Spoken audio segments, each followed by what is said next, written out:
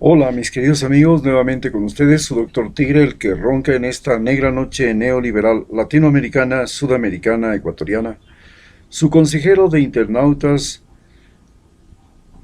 que hoy día les va a hablar acerca de lo que está sucediendo en Ecuador respecto al uso del crimen como recurso político. Si podríamos hablar de qué es y cómo se ha usado el crimen en Ecuador, señalaremos primero que crímenes en Ecuador son, por ejemplo, el asesinato. También está entre los crímenes lo que es el robo, el secuestro, la violación y ahora muy popular la corrupción, que se trata de cuando las personas utilizan el poder, las relaciones políticas para ser negociados, como los estamos viendo todos los días en el Ecuador. Pero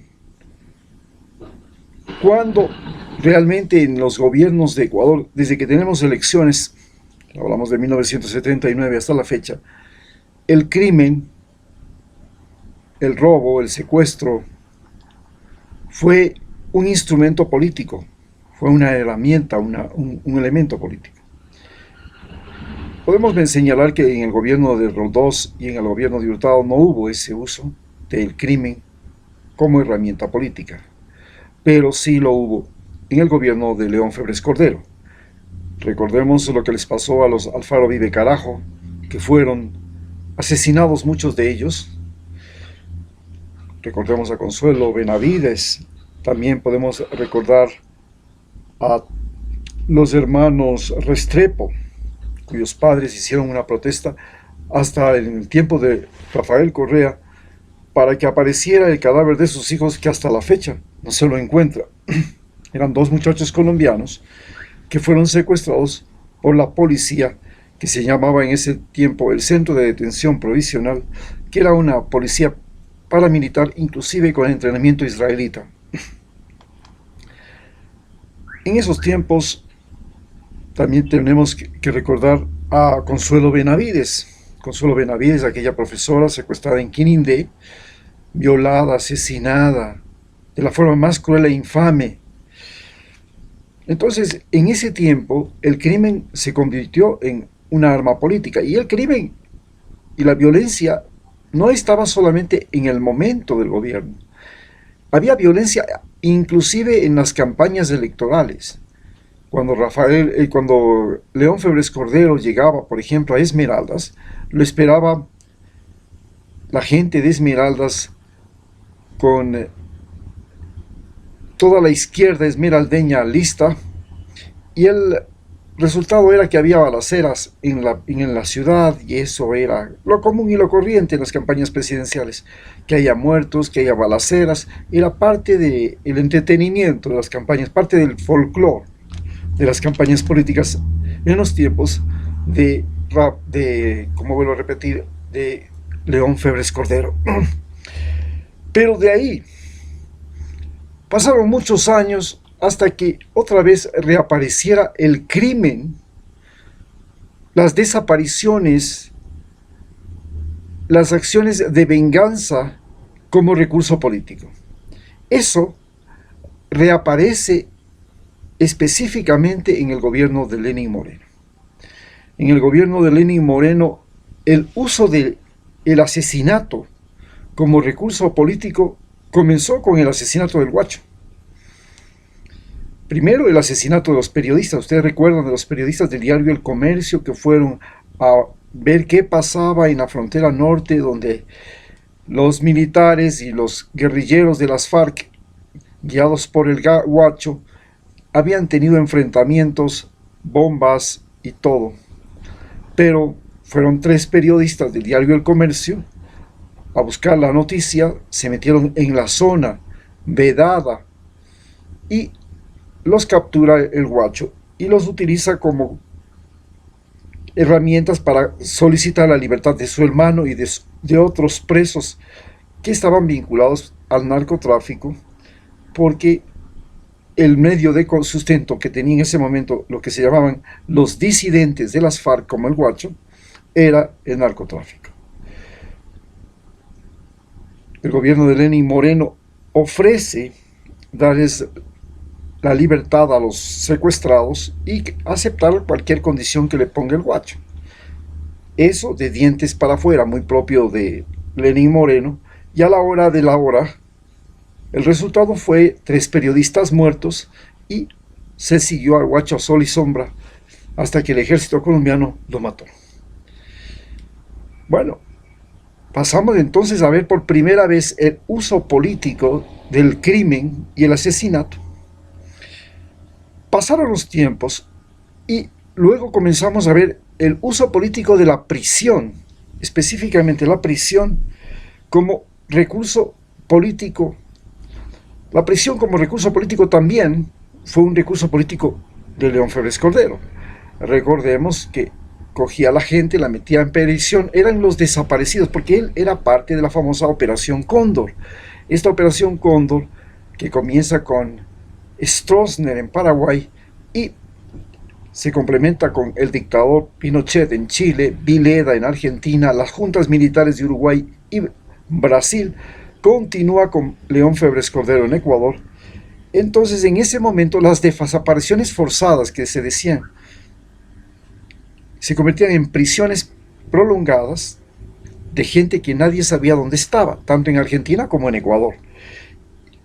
Fue en la época de León Febres Cordero, del Partido Social Cristiano, que ahora todavía pretende ser un partido para ganar las próximas elecciones, fundamentado en la derecha oligárquica de Guayaquil.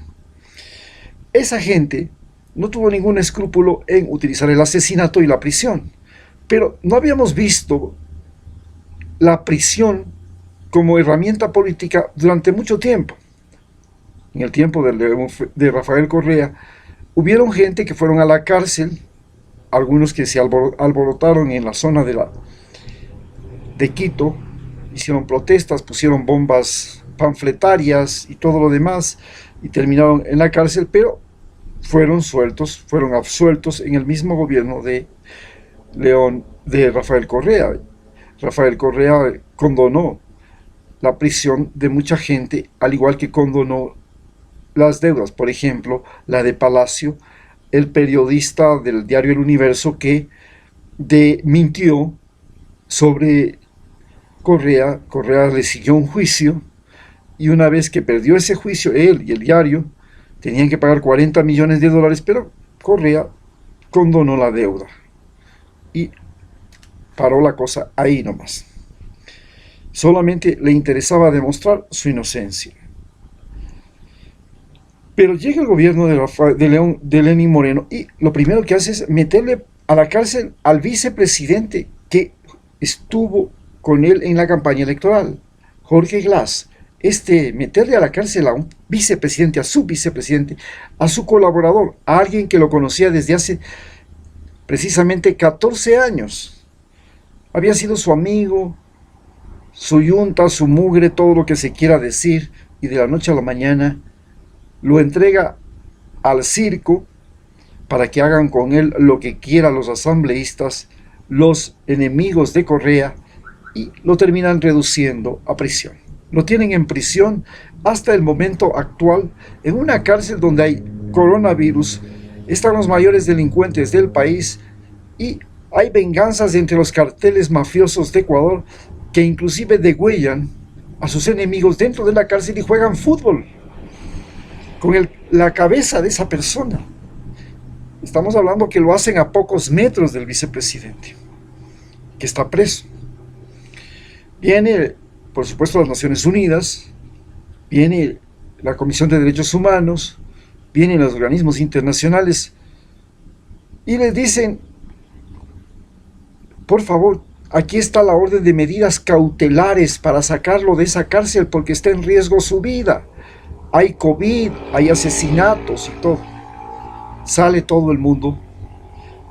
Lenín Moreno hasta se vanagloria esta semana de que ha sacado a una persona que era discapacitada y que estaba enferma y que había pasado una parte de la pena y que él generosamente le condona, pero no, le saca de la cárcel a una cárcel más decente, que es la cárcel 4, que tienen aquí en Quito también, donde van a parar siempre los militares, los policías, los políticos, porque se sabe que si un policía va a la cárcel donde están los que él antes detuvo, solamente por el hecho de ser policía lo van a matar en la cárcel. Eso pasó con el capitán Tapia, que había sido un colaborador de Chapo Guzmán, y en lugar de poner en la cárcel 4, simplemente lo expusieron en la penitenciaría del Litoral y ahí lo mataron. Pero ahora tenemos un crimen que se sucede en la cárcel, en la penitenciaría del Litoral, que es como si a usted le dijeran que va a ser condenado a muerte. Cuando usted es declarado preso y va a la penitenciaría del Litoral, usted simplemente ha sido sentenciado a muerte. Y si no ha sido sentenciado a muerte, ha sido sentenciado a tortura y agonía. Precisamente en la cárcel, en la penitenciaría del Litoral, Shi Dayan, un israelita de origen australiano que llega a Ecuador a vender productos para la pandemia, mascarillas, medicamentos y todo, y se topa con Abdalá Bucaram y su familia, que lo usan para comprar esos insumos. La compra se hace de manera ilegal.